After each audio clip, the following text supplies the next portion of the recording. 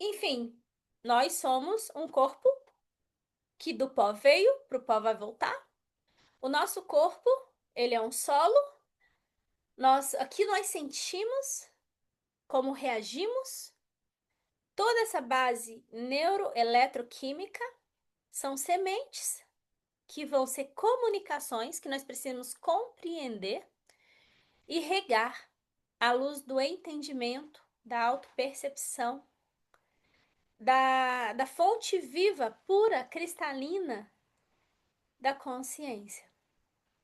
E uma vez que esse pensamento consciente limpo, essa água pura, baseada em valores sólidos, princípios claros, conduzem agora essa comunicação interna, intrínseca, visceral, nesse solo que é esse templo, nós precisamos agora cuidar das portas, o que entra e o que sai. Os muros são nossos princípios, nossos valores claros, inegociáveis. E as portas, nossa conexão com o fora e o que está dentro. Então, são estratégias emocionais aprendidas diante dos nossos contextos de dor, negligências, ameaças afetivas. Essas portas não são falhas, elas são tentativas que o nosso corpo, que a nossa alma criou de forma inteligente para continuar sobrevivendo. O que eu posso deixar entrar, o que eu não posso deixar entrar. O que eu acolho e o que eu não acolho. Então, essas experiências, elas vão moldar as minhas escolhas. E diante de tanta dor, quantas vezes aquela dor que ficou dentro de mim, eu tranquei dentro de mim, eu não me permito sentir aquela dor, eu acho que é perigoso, então eu dissocio do meu corpo para não sentir, eu não acolho aquela dor, eu ativo minha rede neural executiva de fazer, fazer, fazer, fazer, fazer, fazer. Ah, não, o problema se resolve fazendo, trabalhando, ganhando dinheiro. Tá bom. E eu vou jogando tudo para debaixo do tapete. Eu vou trancando as portas ali e guardo entulho, sujeira dentro desse jardim. E aí, essas portas têm que ser abertas para tirar o lixo. E uma vez que aquele lixo saiu, eu tenho que fechar para não entrar novo lixo. Uma coisa é o meu lixo, outra coisa é o lixo dos outros que entra todo dia. Todo dia tem um abençoado, enviado das trevas, tentando arrombar essas portas para levar o lixo deles para dentro de você. Mas se você entendeu a diferença do que é meu, do que é do outro, isso vem a questão da identidade, meus princípios, meus valores claros, que vão fundamentar a construção do meu muro, desse jardim. Agora, essa porta são minhas escolhas. Então, são 6 portas. Então, pega papel, pega a caneta e anote. Vou falar brevemente, porque nós vamos ter uma aula para aprofundar cada porta. A primeira porta é a porta da autoria. A porta da autoria, eu sou o autor da minha história, eu sou protagonista dentro desse jardim, eu sou o jardineiro fiel que vai cuidar bem desse jardim, ou eu sou um prisioneiro ainda desse jardim, porque tá cheio de entulho, cheio de lixo, cheio de coisa ruim aqui dentro, e eu paraliso, porque eu vejo aquele monte de coisa errada e eu, não, fecho os olhos e me tranco ali dentro. E aí coloco sobre meus olhos o véu da inocência. Ou seja, eu não sou autor de nada, eu não sei, eu não sou culpado, a culpa não é minha, não fui eu. E é bom não ser culpado, porque todo culpado é uma vítima. E ser vítima é bom, porque vítima não precisa assumir responsabilidade. Se eu sou vítima, eu não sei de nada, não vi, não sei, não vi. Porque é mais fácil, às vezes, não saber e não saber querer ver. Eu não sabia e não suportei saber. A consciência se retira. os pensamentos conscientes, sadios, baseados em princípios sólidos, em valores claros, numa decisão da vida que você quer viver, o que cabe nessa vida, quando essa consciência se retira, você é mais fácil ficar esconder esse entulho tudo debaixo dentro desse jardim e deixar a consciência embora. A pessoa inocente, ela não tem consciência. Ela deixa embora, porque às vezes a dor dela é tão intensa que a única forma dela lidar com aquilo em um determinado momento foi eu não sei e não quero saber, tem raiva de quem sabe. Ai de você se você tocar aqui na minha ferida, porque aí vou saber e eu não vou querer ver. Então eu não quero solução. Eu quero um aliado para passar a mão na minha cabeça para dizer que realmente não foi minha culpa e eu não sou culpa. Não foi minha culpa, talvez lá atrás, mas e hoje? Manter esse jardim fechado, cheio de lixo, escombro, fingindo que não vê, porque você talvez não quer suportar o saber, não é mais sua responsabilidade? Então essa porta se fecha quando a pessoa vive no piloto automático e não aceita reconhecer esses padrões de repetição, esse lixo que está lá dentro tem que tirar. Então ela fica com esse véu fechado. E essa porta tem que abrir para o lixo sair e ela sair para fora, ou seja, do alto para dentro. Do alto vem todos os princípios, valores. Vem a água que purifica, que limpa. Vem todo agora esse acerto do alto para dentro. Isso aqui tá errado, isso aqui não tá certo. A percepção, isso aqui não tá legal. Se os meus olhos são bons, meu corpo tem luz. Se meus olhos são maus, ó, quão tenebrosas sombras são. Então, meu olhar para mim mesmo é de julgamento, de acusação, é de tá lixo, tá ruim, então põe pra fora. Tá ruim, põe pra fora, limpa. Para de fingir inocência, para de fingir que não sabe. Então se permita saber, ou peça ajuda pra saber. Põe pra fora, limpa, agora fecha. Fechou? Entende os próximos passos? Pensar, sentir, agir. Agora eu manifesto para fora, seja nos meus relacionamentos, seja no meu trabalho, no meu dinheiro, porque eu preciso ir para fora, me conectar com outras pessoas para trazer os recursos que eu preciso, sejam afetivos, sejam materiais. Mas eu preciso tirar de dentro para fora. Mas se dentro de mim só tem lixo, na hora de eu pôr para fora, o que eu vou colocar para fora? Lixo.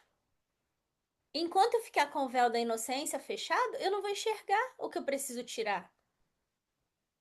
Então não adianta eu receber muita coisa de fora se o lixo tá aqui dentro e eu me mostro inocente para não tirar ele de dentro de mim.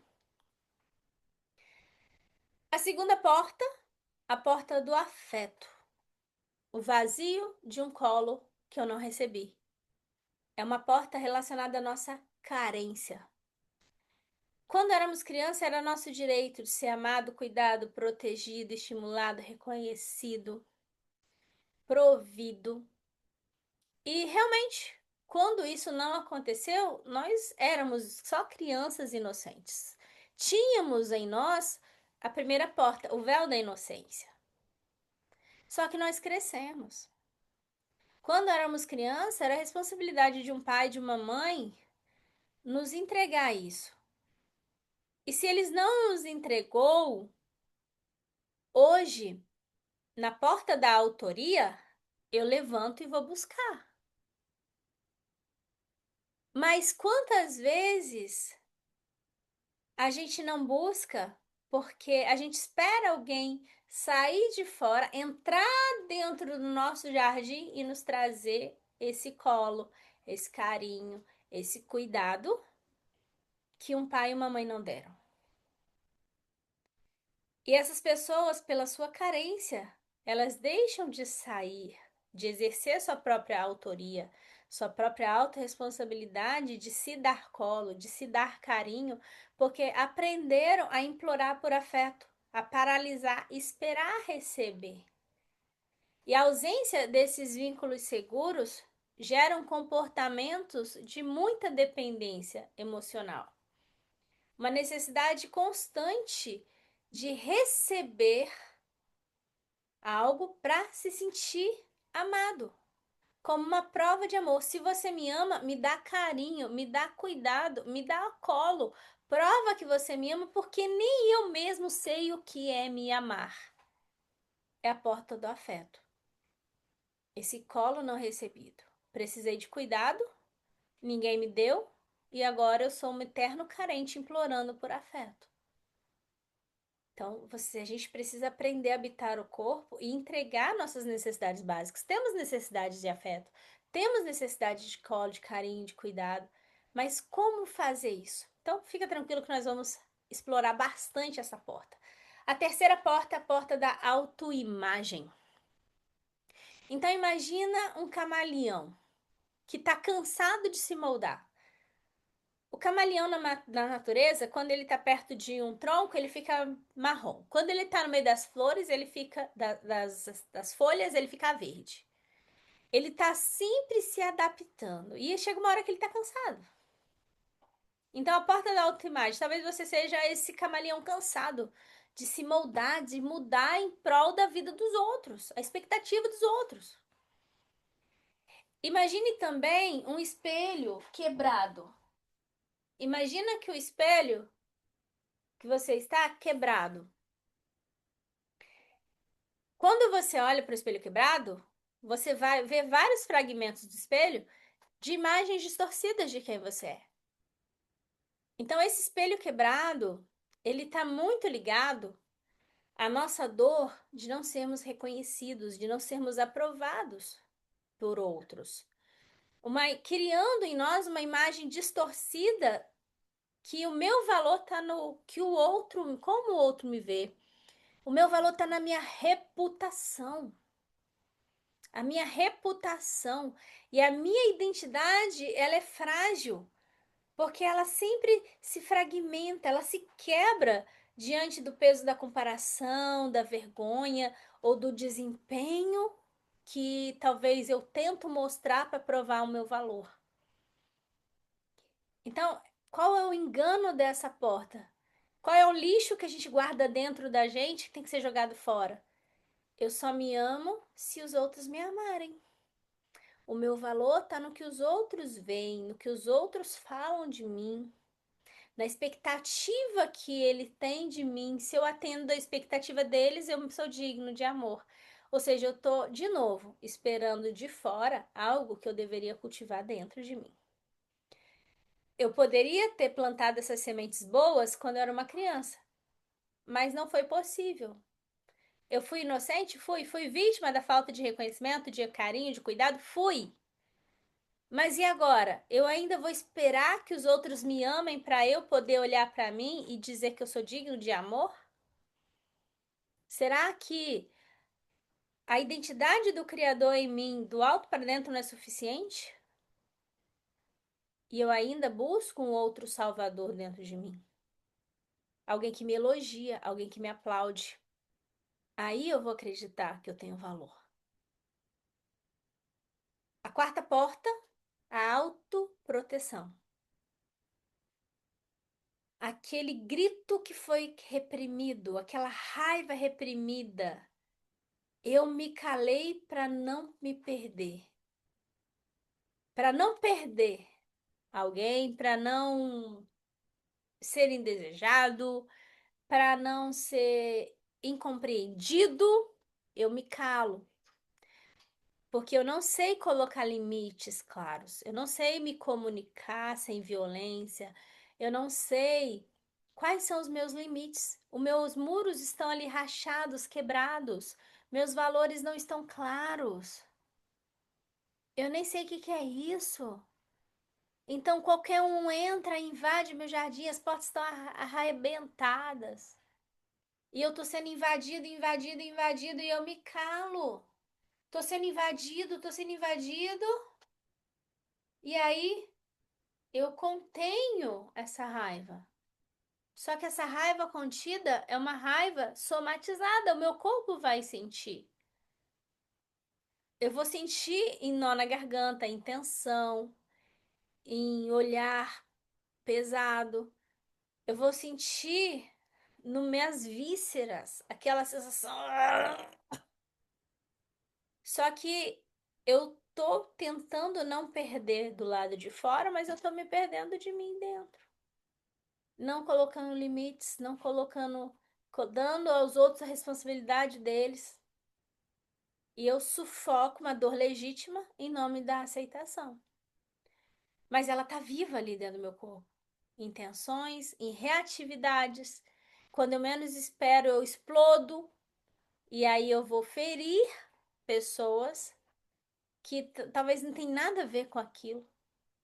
Então eu preciso trabalhar isso. Muitas vezes ela vem numa forma de se vingar, numa forma de tentar provar para o outro que eu não sou o que ele dizia que eu era. Então eu tenho que ter uma revanche. E quantas pessoas vivem uma vida olhando para trás para se vingar, para provar, dar revanche, elas estão querendo andar para frente com o pescoço virado para trás. É onde elas andam em círculos. A quinta porta é a porta da vulnerabilidade. O trono de ferro da autossuficiência. Ela está muito ligada à necessidade de sermos demasiadamente fortes, poderosos, controladores. Ninguém cuida de mim. Não deixo ninguém entrar, não preciso de ninguém. Eu dou conta sozinho. E o que é essa porta?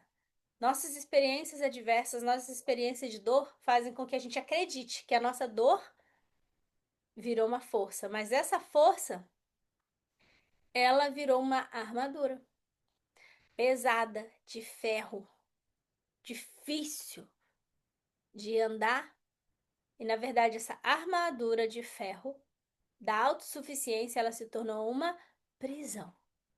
Nós entramos numa prisão, trancamos a chave e jogamos fora, para ninguém entrar. Só que eu não deixo ninguém entrar, e a consequência é que eu também não consigo mais sair dela. É difícil. Eu não permito mais confiar em nada, em ninguém. Eu aprendi que é arriscado demais me entregar.